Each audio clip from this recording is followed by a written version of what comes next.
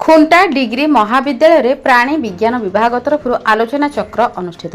स्थानीय खुंटा डिग्री महाविद्यालय प्राणी विज्ञान विभाग तरफ माछर जीव विज्ञान यार परिचालना एवं संरक्षण शीर्षक एक आलोचना चक्र विभाग मुख्य डॉक्टर इप्सिता प्रियदर्शिनी दास सभापतित्व अनुष्ठित हो जाएगी। यह आलोचना चक्र में महाविद्यालय अध्यक्ष सरोज रंजन त्रिपाठी मुख्य अतिथि भाव जोग देथिया बेले कप्तिपदा डिग्री कॉलेज नुआसाहीर डॉक्टर निवारण शतपथी संदर्भ भित्तिक गवेषक भाव में जोगदे माछ मानकर ह्रासर कारण उत्पादन आवश्यकता और संरक्षण विभिन्न दिग विषय पुंखानुपुंख भाव आलोचना करते।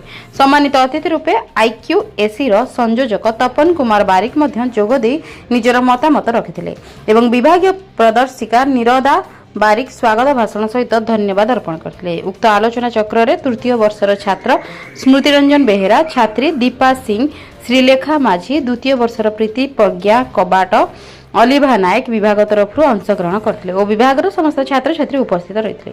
मयूरभंज खुंटारू निरंजन महांतों रिपोर्ट, जन अधिकार लाइव।